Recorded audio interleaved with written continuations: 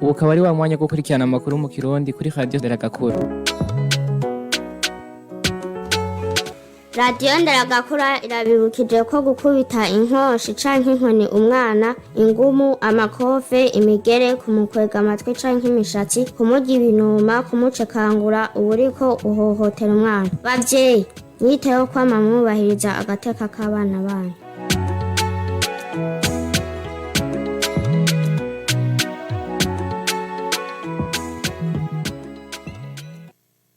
Ndabahaye mwiriwe nshuti bagenzi ba Radio Nderagakura kaze mu makuru yo muri ino joro agizwe n'ingingo nkuru zikurikira.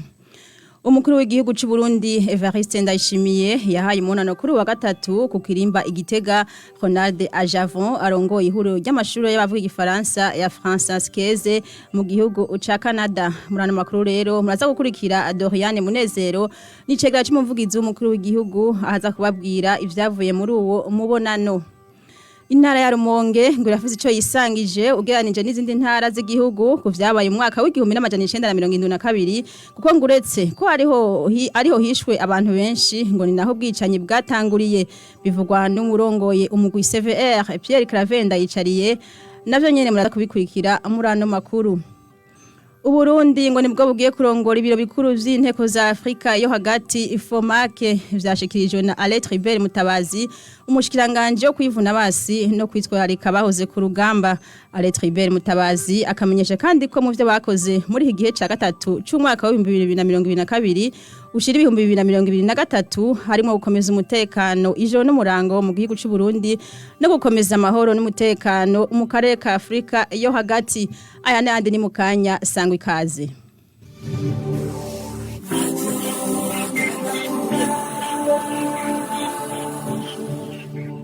Philomene Niragira ni wariko ramfasha kugira amajwi n'amasanamu bashikire neza. Therese Habonimana nje ndiko ndabashikiriza ndasubiye kubaha ikaze. Abarundi bose bahamagarirwa gutegura uturima duto duto mu gihe cici maze bakaza baravomera kugira bashobore kuguma bafungura neza. Ako kamo bagategwa n'umukuru w'igihugu Evariste Ndayishimiye akamenyesha kandi ko abantu bose bishinga marigara bazoza baraharugwa mu bisuma hama bace bahanwa n'amategeko. Kurikira umukuru w'igihugu Evariste Ndayishimiye. Umuntu bazokubakiza ayo matafari n'abatari inkuru ubu ariko yiga ingene umugore n'abana bazoko bazinduka kuvoma amazi yo gufyatura amatafari mu gitondo ku buryo saa moya babujuje ingunguru zine ndabesha bagorobeza kuvoma bakazinduka kuvoma bakuzuza nk'ingunguru zine z'amazi yo gufyatura amatafari ndabatera inkuru inzara iteye amatafari woyarya none ko atanu bariko ateye ku mutwe ati jewe aho bukera imvura icitse umugore n'abana na jewe tuzovoma ingunguru imwe y'amazi duce tugira karima k'imetero 20 umwene gihugu wese gatoya karima gatoyi kabaho agira imetero 20 z'imboga agenda avoma iyo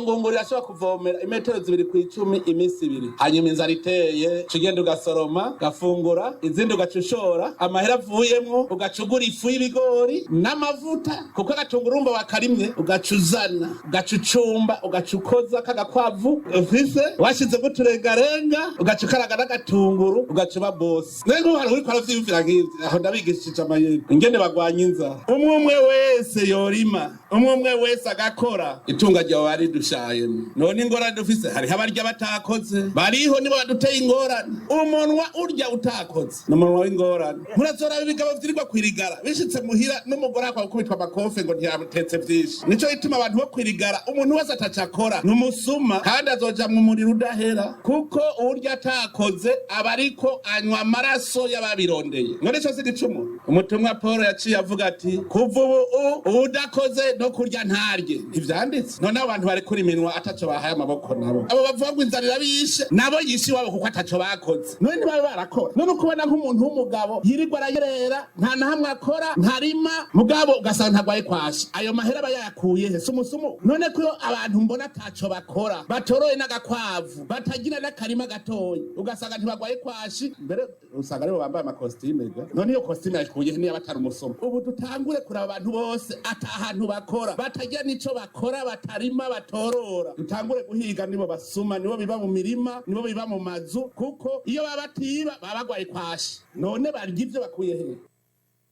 Umukuru w'igihugu Evariste Ndayishimiye yahaye umunano kuri wa gatatu ku kirimba Igitega Ronald Ajavo arongo ihuro ry'amashuri y'abavuga igifaransa ya Françaiscaise mu gihugu ca Canada nkuko bishikirizwa n'icegera c'umuvugizi w'umukuru w'igihugu Doriane Munezero ngo baganira ibijanye no guhanahana ubumenyi n'ubuhinga mu bijanye n'uburimyi n'ubworozi vya kijambere kurikira Doriane Munezero n'icegera c'umuvugizi w'umukuru w'igihugu. Nyini cubahiro umukuru w'igihugu cacu Burundi aheje gumunano Ronald Ajavu asanzwe arongoye ihuriro ry'amashure y'abavuga igifaransa ryo mu gihugu ca Canada bakaba baganiriye ku bijanye no guhanahana ubumenyi n'ubuhinga mu bijanye n'uburimyi n'ubworozi bwa kijambere. Nyini cubahiro yaboneyeho akaryo ko kubamenyesha ko leta y'u Burundi yashize imbere uburimyi n'ubworozi mu guteza imbere igihugu na beneco. Abo bashitsi bakaba biyemeje gushinga ishure rya mbere ry'akarorero ry'ubuhinga mutumba w'amahwa aho bifuza ko urwaruka rw'u Burundi urwaruka rwo muri Canada boza barahanahana ubumenyi muri ivyo bisata hari abazoza mu Burundi n'abarundi bazoja muri ico gihugu ca Canada kurahura ubumenyi nyinshi umukuru w'igihugu akaba yashimye umwitwarariko abo bashitsi bafise mu gushikira imigambi leta y'u Burundi yashize imbere. Nanezerewe mbonye urwaruka rwo mu migambwe itandukanye haje Ngozi baraduhaye akarorero mu Burundi bwose aho urwaruka rwo mu migambwe yahora ishihana usanga bose bari kumwe muri koperative bariko bakorera hamwe bagwiza umwimbu numva bacungerera umutekano hamwe none mwagwaruka ntagire umunyepolitike asura kubahenda ndabibiri banga umunyepolitike ashaka gushaka ku kintu aragenda kugwaruka ngo cinyuma yanje kubera babona mufise inguvu ashitse kuri ca giti arabibuka aca yimanukira ntamuzosubira kumubona mandi heze mugabo wewe wagiye kugara impande yiwe gusa aho ari kuvuga uti oya dukeneye abanyamigambi bagerera dutegura imigambi twikorera akazi. Turabandanya n'amakuru twabateguriye intara ya Rumonge ngo irafite ico yisangije ugereranije n'izindi ntara z'igihugu ku vyabaye umwaka w'1972 kuko ngo uretse ko ariho hishwe abantu benshi ngo ni naho bwicanye bwatanguriye bivugwa n'urongoye mu CVR Pierre Cravenda yicariye inyuma yaho mugwi weretse kuri uyu wa kabiri abene gihugu muri iyo ntara ivyo warangoye umwaka w'2018 gushika mwaka wa 2022 nayo kumyitwarariko abanyarumonge bahungutse bamushikirije kubijanye no gusubizwa amatongo n'andi matungo Pierre Cravenda yicariye avuga ko agiye kuzoshikiriza iyo myitwarariko inzego nkuru z'igihugu. Abanyarumonge twabonanye mu nama no munsi nk'umugwi severe twaronse umwanya wo kubaha ijambo baratubwira ivyo babonye ivyo baciyemwo abahunze ababuze abavyeyi n'inshuti ababuze ivyabo cane amazu n'amatongo canke ivy'imiduga kugira ngo tumenye uburemere bw'ibikomere bafise kugira tumenye kwa kuri kuzo turatohoza ingene twokwinjiramwo turavye ivyabaye mu ntara imwe mu majambo atomoye dusanze mu Rumonge hisa harisa kubera iki kubera ko mu Rumonge hari ikintu abantu bisangije aha mu Rumonge niho hatanguriye ubwicanyi itariki 29 z'ukwezi kwa kane 1972 ariko muri ikiganiro twagiranye n'aba banyagihugu bo mu Rumonge twumvise ko bafise ibibazo bikuru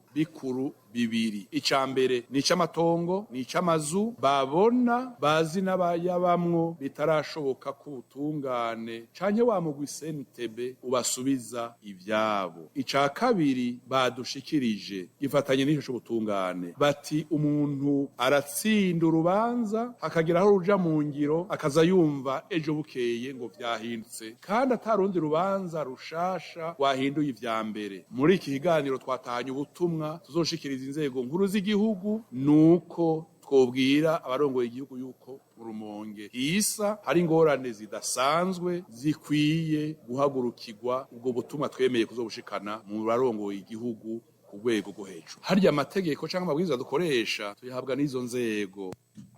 Pierre Cravenda yicariye arongoye CVR asaba rero abakoze amabi mu mwaka w'1972 gusaba ikigongwe abayakorewe nabo bakitegurira gutanga ikigongwe kuko ngo yaba uwusavye ikigongwe canke ugitanze bose bacabohoka ku mutima. Kwisaha imwe y'ijoro iri ku minota 41 turabandanya n'amakuru twabateguriye abantu babaha amafaranga abana bo mwibarabara ngo baba bariko barakorera icaha igihugu kuko ngo baba bariko barabamenyereza ubube gito ivyo bivugwa n'umushikiranganje w'intwara yo hagati iterambere rusange n'umutekano Teretse mu kiganiro yagiranye n'abamenyeshamakuru kuri uyu wa gatatu. Martin Teretse akavuga ko agiye kuzoshirwaho inyamiramabi zikurikirana abantu baha amafaranga abo bana ngo uzofatwa azohanwa. Akavuga kandi ko bariko bariga ingene ico kibazo c'abana mwibarabara cotorega umuti. Twebwe ntiduvuga ngo nabana rero ukoze icyaha ntinda kuvuga ngo wakuriye ukoze icyaha nta kigongwe ngo nuko akuriye mwibarabara tegezogira discipline mugabo turiko turatunganya rero kijanye no kungere ko nabana b'igihugu tezo guhabwa indero turiko turavuga n'ubushikiranganji bujejwe gushigikirana kugira turabingo zofata twavuze ko bategezwa kuduga umwe wese mu komine akavuga n'ingeso twasanze hariho ababarundi ko barunse ku kazi hariho abo twasanze usanga ari nk'abana batatu bavuka batonda ngaho ko twasanze hariho n'abakugirira nabi twavuze ko zobwira inyamiramabi zibicungira abantu babaha amafaranga ko hariho abantu badukorera nabi cane uzofata abahaye amafaranga dushika umuhana kuko aja akabura naho igihe aja akabura ubundi munsi ukurikira ntazogaruka mugo kubaha amafaranga n'icaha bawe kubakorera rero tuzohava turaba ico twokora mugabo bibaye ngombwa turashobora no kubaka ikigo tugashira mu bose kugira tubigishe igihugu icarico abashobora kuja mu ishuri basubire mu ishuri nabo nyirumva ko ari abana b'igihugu nabo nyine no kubakurikirana mugabo ntihagire umuntu abandanya baha amafaranga kuko bariko baramenyereza ubegito ico ni igikorwa dukurikira ku munsi mugabo dufatanyije n'ubushikiranganji bujejwe gushigikirana mugabo n'ikindi abavyeyi bahenda abana nabo nyine tuzobarondera zofata abana bose tubegeranye batwereke abavyeyi babo iyo bari babaze ingene abana babo baba basunikira mw'ibarabara n'ibihano bizoja kuko nishobora kwemera umuntu avyara kugira asunike mw'ibarabara. Oyari Martin Teretse umushikiranganji w'intwara yo hagati iterambere rusangi n'umutekano. Amakuru yasozere kuri inkuru ivugwa mu gisata cyo kwivuna abansi bimwe mu vyaranguwe n'ubushikiranganje bwo kwivuna abansi mu gice ca gatatu cy'umwaka wa 2022 ushira 2023 harimo gukomeza umutekano ijoro n'umurango mu gihugu cacu no gukomeza amahoro n'umutekano mu karere ka Afrika yo hagati. Umushikiranganje ajije ivyo kwivuna abansi no kwitwararika bahoze ku rugamba Aletribert Mutabazi yabishikirije mu kiganiro yahaye abamenyeshamakuru kuri uyu wa gatatu aho yamenyesheje ko ivyo baranguye muri ico kiringo aho yamenyesheje ivyo baranguye muri ico kiringo. Aletribert Mutabazi akaba yamenyesheje ko Uburundi aribwo bugiye kurongora ibiro bikuru vy'inteko za Afrika yo hagati FOMAC. Mu bijanye no gutsimbataza umutekano abasirikare barakoze ijoro n'umutaga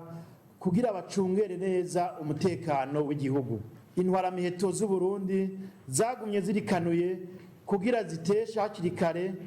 uwo wese yoba afise agatima ko guhungabanya umutekano w'igihugu. Mu ntumbero yo gutsimbataza amahoro n'umutekano mu karere ka Afrika yo hagati twaritabiriye inama yerekeye amahoro n'umutekano muri Afrika yo hagati COPAX yabaye kwigenekerezo rya 19 ruhuhuma umwaka wa 2023 ikinshasa ku murwa mukuru w'igihugu cha Republika iharanira intwaro rusangi ya Kongo. Muri iyo nama hakaba harafunditswe ko Uburundi aribwo bugiye kurongora ibiro bikuru vy'inteko za Afrika yo hagati FOMAC zigizwe n'inteko z'ibihugu bihurikiye mu muryango w'ubutunzi w'ibihugu vya Afrika yo hagati CEEAC. Mu ntumbero yo gutsimbataza imigenderanire n'ibindi bihugu mu bijanye no kwivuna abansi, umushikiranganje wo kwivuna abansi no kwitaho abahoze ku rugamba w'igihugu ca Republika iharanira intwaro rusangi ya Kongo yaragendeye igihugu cacu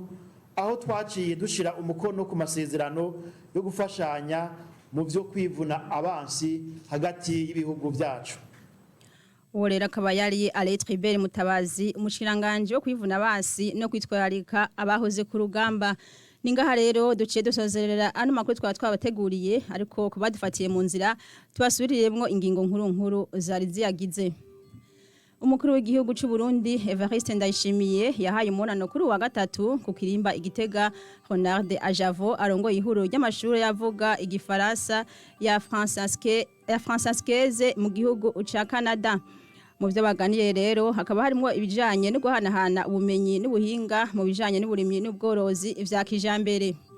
Intara ya Rumonge ngo irafite ico yisangije ugereranije n'izindi ntara z'igihugu ku vyabaye umwaka w'1972 kuko ngo uretse ko ariho yishwa abantu benshi ngo ni naho ubwicanyi bwatanguriye bivugwa n'urongoyi umugwi CVR Pierre Claver Ndayicariye. Uburundi ngo nibwo bugiye kurongora ibiro bikuru vy'inteko za Afrika yo hagati FOMAC vyashikirijwe na Alain Tribert Mutabazi umushikiranganje wo kwivuna abansi no kwitwararika abahoze ku rugamba. Alain Tribert Mutabazi akamenyesha kandi ko mu vyo bakoze muri iki gice ca gatatu cy'umwaka w'2022 ushira 2023 harimo gukomeza umutekano ijoro n'umurango mu gihugu cy'u Burundi no gukomeza amahoro n'umutekano mu karere ka Afrika yo hagati. Ningaha rero duce dusozerera ano makuru nkabashimiye migwe mwese mwayakurikiranye nshimiye Philomene Niragira yafashije kugira ngo amajwi n'amasanamu bashikire neza. Therese Habonimana nayikunde yabashikiriza ndabasezeye mugira ijoro ryiza.